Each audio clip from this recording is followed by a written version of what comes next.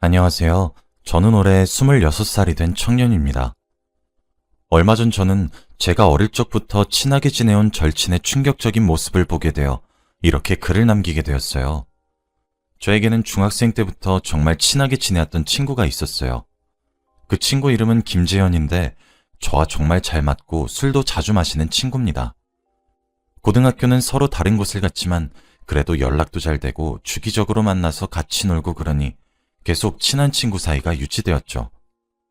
어쩌다 보니 대학교도 같은 지역에 입학하게 되어서 고등학생 때보다 더 자주 만날 수 있게 되었습니다.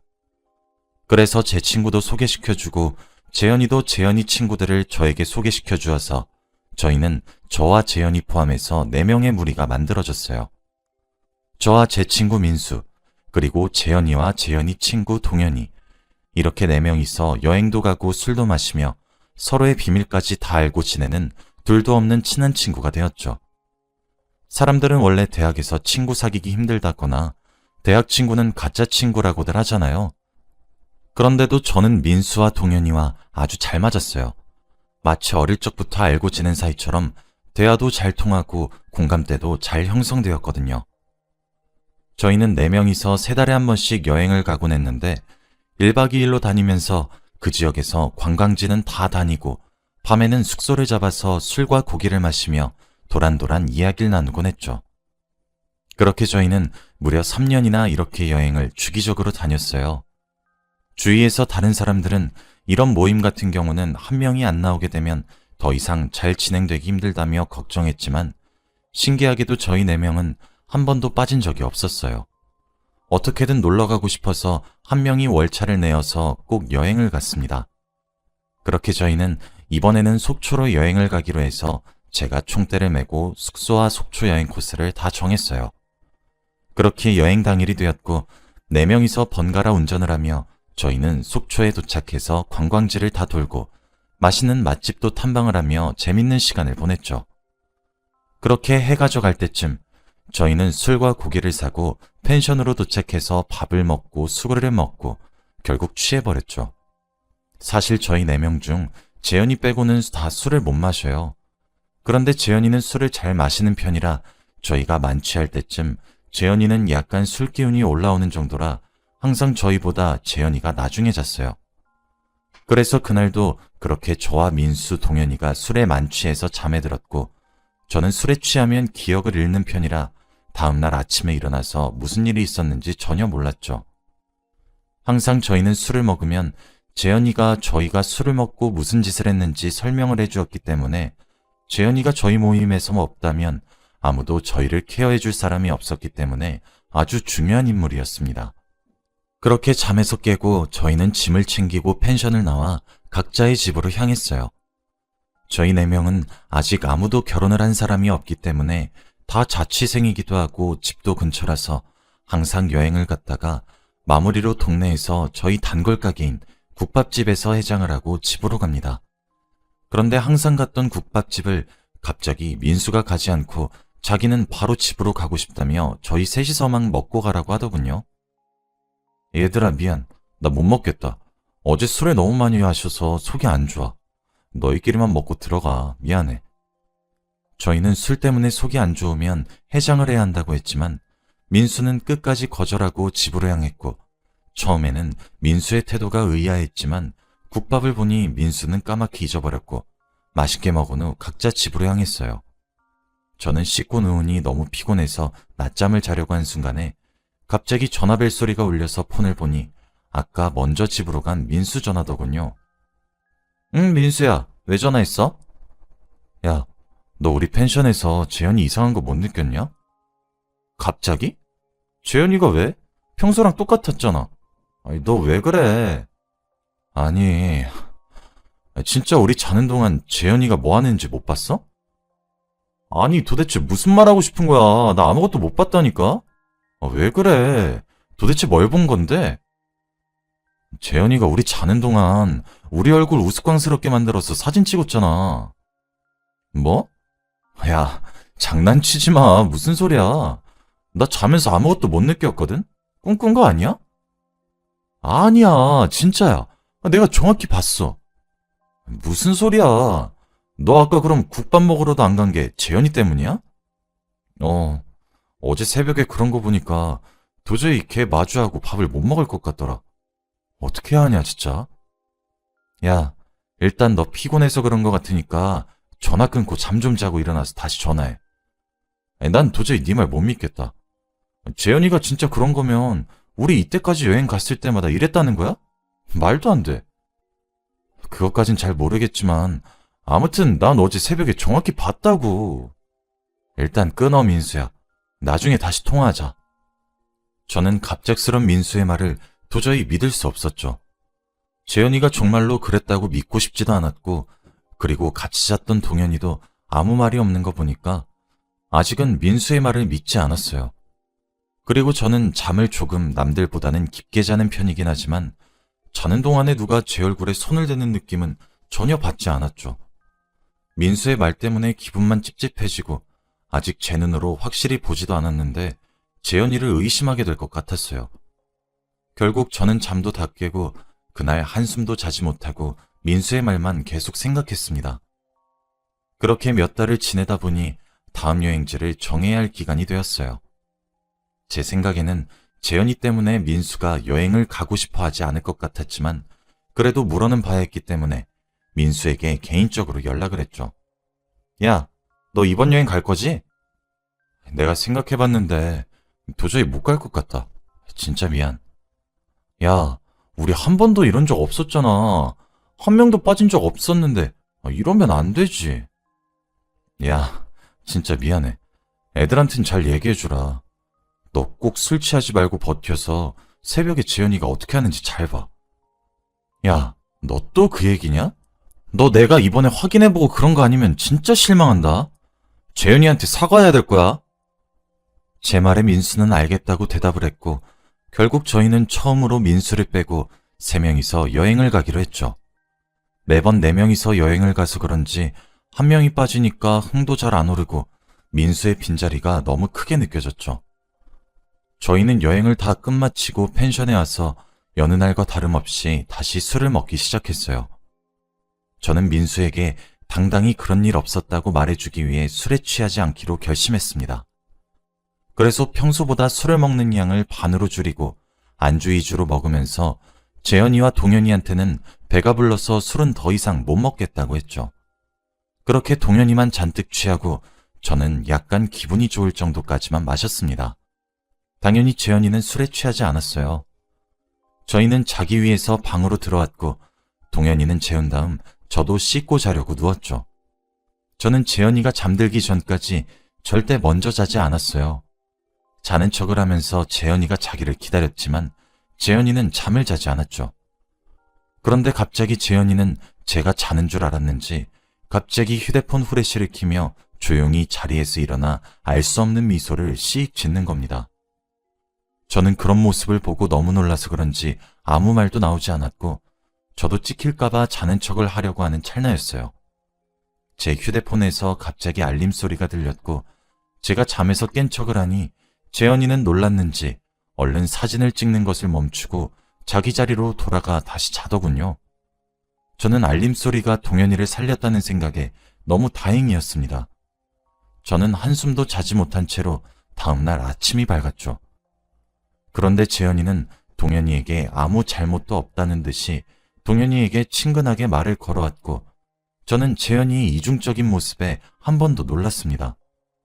저는 어떻게든 이 상황을 해결하기 위해 증거를 잡기로 했죠. 재현이 몰래 재현이의 휴대폰 속 갤러리를 보니 새벽에 찍은 사진은 전혀 없었고 아무런 증거가 없었어요. 저는 너무 당황스러워서 제가 어제 잘못 본 것 같다는 생각이 들면서 당장 민수에게 전화를 걸고 싶었습니다. 저도 도저히 재현이를 마주보고 국밥을 먹을 수 없었기 때문에 결국 일찍 집으로 돌아와 민수에게 당장 전화를 걸며 야, 내가 네 말 못 믿어서 미안해. 이제 어떻게 해야 돼? 재현이 신고해야 하나? 야, 내 말 맞다고 했지. 내가 그렇게 말할 땐 안 믿더니. 미안해. 그런데 동현이 찍던데 동현이한테만 그런 거 아니야? 야, 뭐라는 거야. 우리 저번에 갔을 때 너한테도 그랬고 동현이한테도 그렇고 나한테도 하려고 하길래 내가 일부러 자면서 몸부림치는 척했지. 뭐? 나까지? 근데 내가 재현이 휴대폰 갤러리 보니까 찍은 사진 아무것도 없던데? 야, 바보냐? 당연히 백업하고 지웠겠지. 누가 바보처럼 그렇게 당당하게 갤러리에 저장해 놓겠어? 야, 우리 앞으로 어떡하냐? 우선 동현이한테도 말하고 셋이서 모여서 제대로 얘기해보자. 그래, 오늘 저녁에 시간 돼? 응, 가능해. 우리 맨날 가는 그 술집에서 6시까지 만나자. 저희는 재현이 빼고 저 민수, 그리고 아직 아무것도 모르는 동현이까지 셋이서 모여서 이야기를 나누었죠. 처음에 동현이는 저와 같은 반응을 보이며 전혀 믿지 않으며 되려 저희에게 어떻게 아무리 재현이가 싫다고 해도 그렇지 그런 막말을 하냐며 뭐라고 했죠. 하지만 저희가 진심을 다해서 말하고 만약 이 사건을 파헤쳤을 때 가짜라면 앞으로 우리랑 연락 안 하면서 살아도 된다고 했죠.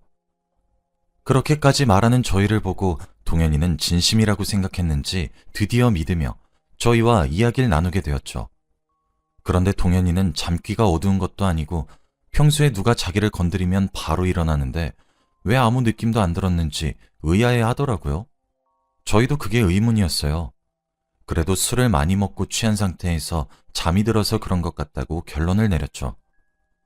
저희는 이야기를 나눈 끝에 그래도 이건 범죄라고 생각해서 우선 신고하기 전에 재현이의 말도 들어봐야 한다고 생각했기 때문에 그 술집으로 재현이를 불렀어요. 그런데 재현이는 저희가 무슨 말을 할지 예상을 했는지 표정이 좋지 않은 채로 술집으로 들어오며 저희 테이블에 앉았어요. 야, 김재현, 우리가 너 왜 불렀는지 알아? 무슨 일인데? 너 지금이라도 솔직히 말할 기회 줄게. 너 우리한테 잘못한 거 없어? 얘들아, 도대체 무슨 말 하는 거야? 좀 알아듣게 말해봐. 야, 김재현, 너 진짜 이렇게까지 할래? 기어코 우리 입으로 말하게 하는구나. 민수가 이렇게 말하고 나니 재현이 표정이 바뀌었죠. 얘들아, 나 절대 아니야. 갑자기 왜 그래? 누가 그래? 내가 그랬다고. 우리가 이 두 눈으로 똑똑히 봤어. 그러니까 거짓말 생각하지 마. 얘들아, 증거 있어? 난 절대 그런 적 없어. 재현이의 증거 있냐는 말에 저희는 할 말이 없었죠. 저희는 증거는 없었고 저희가 재현이가 그랬다는 장면을 눈으로밖에 보지 못했으니까 아무것도 증명할 게 없었어요. 저희가 아무런 말도 하지 못하니까 재현이는 얘들아, 어떻게 증거도 없으면서 이렇게 나를 몰아가? 너희 정말 세상에서 가장 친한 친구라고 여겼는데 날 이렇게 생각하다니. 정말 실망이다. 다신 나한테 연락하지 마. 저는 오히려 당당한 재현이의 모습에 정말로 제가 잠결에 잘못 본 것은 아닌지 스스로 다시 생각하게 되더군요. 좋은 친구를 잃어버리게 되었다는 생각을 하게 되었죠. 재현이가 자리에서 일어난 후 저희 세 명은 더 이상 아무 말도 할 수 없었기에 각자의 집으로 돌아가서 생각의 시간을 가졌어요. 저는 아무리 생각해도 제가 알고 있는 재현이는 그럴 친구가 아니었기 때문에 재현이에게 사과를 하고자 연락을 했죠. 재현아, 내가 아까는 정말 미안해. 내가 잠결에 잘못 봤나 봐. 너 이럴 사람 아닌 거 아는데 내가 미안해. 혹시 지금 만날 수 있을까? 내가 너희 집 근처로 갈게. 그렇게 저는 재현이와 단둘이서 근처 술집에서 만나서 이야기를 나누면서 어떻게 그런 의심을 했는지 재현이에게 다 털어놓았죠. 재현이는 제 말을 듣자마자 박장대소를 하면서 꿈을 꾼 거라고 말을 했고 저는 재현이를 믿기로 했죠. 그런데 그날따라 술이 잘 취하지도 않고 오히려 재현이보다 제가 더 술을 잘 마시는 기분이 들더군요. 저는 생각이 많아서 술이 잘 안 취하는가 보다 싶어 저보다 먼저 취한 재현이를 집에 데려다 주려고 자리에서 일어나려고 하니 재현이가 화장실 좀 다녀오겠다며 비틀거리는 다리로 화장실로 향했어요. 그런데 저는 테이블 위에 놓여있던 재현이의 휴대폰 속이 궁금해졌죠. 저번에 한번 확인을 해봤지만 그래도 더 정확히 확인을 해보고 싶었기 때문에 저는 망설이다가 재현이의 휴대폰을 열어 사진을 백업할 수 있는 어플에 들어갔어요. 그런데 그 속에 담긴 사진들을 본 순간 저는 아무 말도 할 수 없었습니다. 왜냐하면 백업한 사진들은 전부 다 저희의 우스꽝스러운 모습은 물론이고 뒷모습까지 언제 찍혔는지 모를 사진들로 가득했습니다. 사진들은 날짜별로 전부 저희가 여행을 가기 시작한 첫날부터 찍은 사진들이 수두룩했고 사진도 무려 10,000장이 넘어갔죠. 저는 재현이 휴대폰 속 백업 파일들을 전부 제 휴대폰으로 사진을 찍어 증거를 남겼고 당장 민수와 동현이에게 전화를 해서 여기로 부른 후 경찰에 신고를 했습니다. 민수와 동현이는 제 증거물을 본 순간 다들 경악을 금치 못했고 동현이는 사진을 보자마자 속이 쓰리다며 화장실로 달려갔고 민수는 화가 잔뜩 나서 경찰서에 있는 의자들을 집어던지려고 하길래 제가 겨우 막았습니다.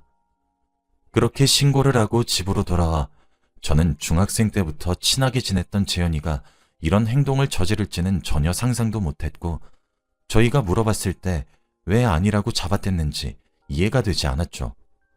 그때 재현이의 표정은 너무나 당당했고 잘못이 없는 눈빛이었거든요. 그런데 며칠 뒤 경찰서에서 연락이 와서 달려가 보니 재현이가 경찰들 앞에 앉아서 조사를 받고 있더군요. 그리고 거기서 저는 또 하나의 충격적인 진실을 알게 되었습니다. 저희가 지금까지 재현이보다 항상 술이 먼저 취했던 것은 저희가 술이 약해서가 아니라 재현이가 저희에게 자기가 마시는 술보다 높은 도수의 술을 주고 있던 것이었어요. 제가 재현이와 단둘이 만났을 때 취하지 않았던 이유는 그날 딱 하루 재현이가 마시던 술과 같은 도수의 술을 마셨기 때문이었어요. 진심으로 믿었던 친구에게 이런 배신감을 느끼니 정말 하늘이 무너지는 것 같았고 도저히 용서가 되지 않았습니다. 그래서 의자에 앉아있던 재현이의 멱살을 마구 잡고 흔들며 주먹으로 얼굴을 때리려고 손을 높이 들었어요. 재현이가 제 눈도 못 마주치고 아무 말도 하지 않은 채 그저 미안하다고 사과를 했죠. 경찰들도 저를 말리고 이러면 저도 처벌을 받는다며 싸움은 안 된다고 했습니다. 야, 김재현, 하나만 묻자. 도대체 왜 그런 건데? 미안해. 한 번만 한다는 게 2번, 3번, 몇십 번이 되더라. 이번이 정말 마지막이었어. 정말 미안해. 해줄 말이 없어.